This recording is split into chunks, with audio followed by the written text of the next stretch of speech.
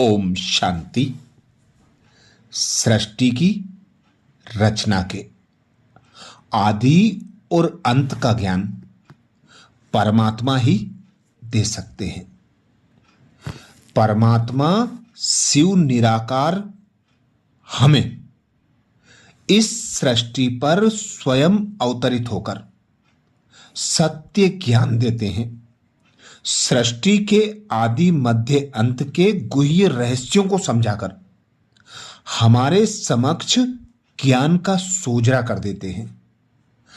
आत्माएं कब आती हैं और कहां से आती हैं, कब लौटती हैं, यह परमात्मा ही बताते हैं। कोई भी लौकिक गुरु, विद्वान अथवा स्वयं को परमात्मा का अवतार कहने वाला कोई व्यक्ति बता ही नहीं सकता कि मनुष्य आत्माएं इस सृष्टि मंच पर कहां से और कब आने लगती हैं। मनुष्य आत्माओं का रूप क्या है, वह किस किस धर्म वंश में आकर जन्म लेती है। यह मनुष्य सृष्टि केवल वृद्धि को प्राप्त होती है और फिर आत्माएं कब और कैसे अपने धाम को वापस लौटती हैं, एकमात्र गीता का भगवान ही बताता है कि ब्रह्मा की रात्रि का अंत होने पर वापस लौट जाती हैं। ब्रह्मा का स्वरूप क्या है, उसके दिन और रात्रि से क्या अभिप्राय है। मनुष्य आत्माएं तो इसका भी विवेकपूर्ण स्पष्टीकरण नहीं दे सकती। परमात्मा जो ही ब्रह्मांड का मालिक है और इस मनुष्य सृष्टि का रचयिता है, इस भेद को खोल सकता है। विनाश का ज्ञान और साक्षात्कार का ज्ञान एक परमात्मा ही हमें देते हैं, क्योंकि अधर्मों तथा आसुरी संप्रदायों का विनाश परमात्मा ही संकर रूप द्वारा कराते हैं। अतः विनाश कब, किनका, क्यों और कैसे होता है, इसका ज्ञान और साक्षात्कार भी स्वयं परमात्मा ही अवतरित होकर कराते हैं। मनुष्य आत्माएं न विनाश कराने के निमित्त हैं और ना ही वे उसका साक्षात्कार करा सकती हैं और ज्ञान दे सकती हैं।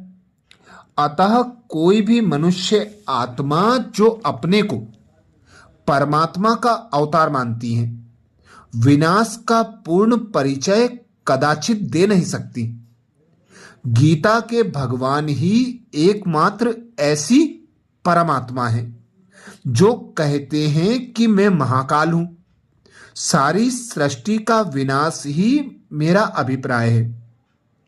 हे वत्स, देख विनाश के कारण कैसे मनुष्य आत्माएं मच्छरों के सदृश स्वयं भगवान कहते हैं। हे वत्स, देख विनाश के कारण कैसे मनुष्य आत्माएं मच्छरों के सदृश मेरे परम धाम को लौट रही हैं।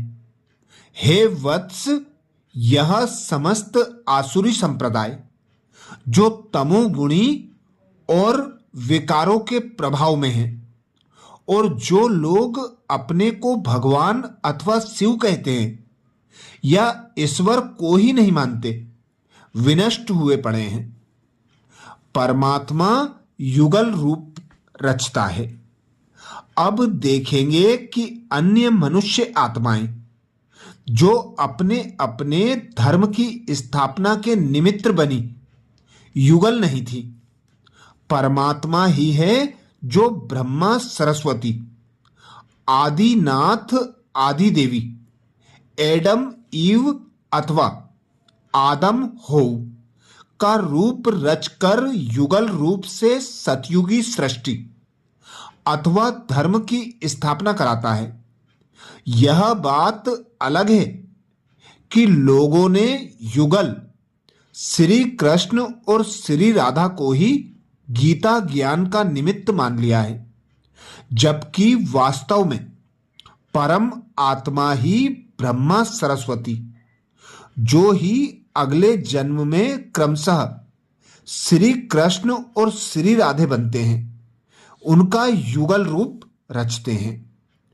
परमात्मा धर्म स्थापना का कार्य माताओं द्वारा कराते हैं।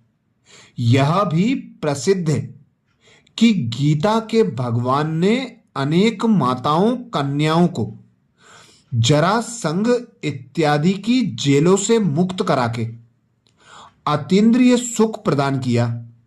यही भारत माताएं शक्तियां अथवा गोपियां ही प्रमुख रूप से भगवान द्वारा धर्म स्थापना के कार्य में योगदान देती हैं।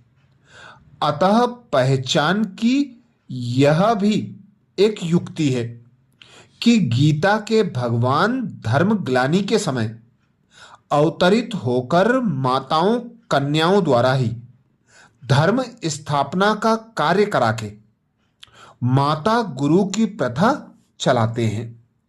लौकिक मनुष्य आत्माएं अथवा धर्म स्थापक तो स्त्रियों को माया का रूप मानते, उनको छोड़कर जंगल में भाग जाते, पति को ही स्त्रियों का गुरु बताते हैं। परमात्मा ही है जो कि माताओं कन्याओं को सहज ज्ञान देकर उठाता है। परमात्मा का अवतरण प्रवृत्ति मार्ग के एक साधारण वृद्ध मनुष्य के तन में होता है। गीता के भगवान किसी सन्यासी, महात्मा, विद्वान इत्यादि की देह में अवतरित नहीं होते। तभी तो वह देवीय प्रवृत्ति मार्ग का उपदेश करते हैं। वह तो प्रवृत्ति मार्ग के एक साधारण वृद्ध मनुष्य शरीर का आधार लेते हैं, जिससे प्रवेशता के पश्चात ब्रह्मा कहते हैं, और जिसका कि अनेक जन्मों के अंत के जन्म का भी अंतिम चरण होता है। अन्य कोई मनुष्य आत्मा ऐसा स्वांग रच ही नहीं सकती। ऐसी है युक्ति इस विराट सृष्टि नाटक की। परमात्मा ही मन मनाभाव का उपदेश करते हैं। किसी मनुष्य आत्मा को यह सामर्थ्य ही नहीं कि वह कहे कि मैं तुम्हें परमधाम ले चलूंगा। हे वत्स, तू मेरी शरण ले, मैं तुम्हें सब पापों से मुक्ति दे दूंगा। पाप नाशक शक्ति एक ही सर्वशक्तिवान भगवान है। भगवान की शरण लेने का क्या अर्थ है? उससे पाप कैसे समाप्त होते हैं? शरण लेने की आवश्यकता क्या है? यह सब गुह्य रहस्य स्वयं परमात्मा ही खोलता है। मन मनाभाव का आदेश उपदेश भी परमात्मा के सिवाय अन्य कोई नहीं दे सकता। यदि कोई मनुष्य आत्मा जो अपने को परमात्मा का अवतार बताती है यह उपदेश करे भी, तो वह मन मनाभाव का न सत्य अर्थ बता सकती है और ना ही उसकी याद में रहने से पवित्रता सुख शांति की पूर्ण प्राप्ति हो सकती है। यह निश्चित है। तो ऐसे अनेक सृष्टि के आदि मध्य अंत के रहस्य हैं, जो स्वयं परमात्मा ही, जिसे स्वयंभू कहते हैं, भारत भूमि पर अवतरित होकर एक वृद्ध तन का आधार लेकर उस तन को ब्रह्मा नाम देकर उस तन के द्वारा मनुष्य सृष्टि को मुक्ति जीवन मुक्ति का वर्षा देते हैं। तो ऐसे ही और परमात्मा के ज्ञान के गुह्य रहस्यों को जानने के लिए बाबा के चैनल को सब्सक्राइब करें। वीडियो को सभी बीके भाई बहनों को शेयर करने की सेवा जरूर करें। अच्छा, ओम शांति।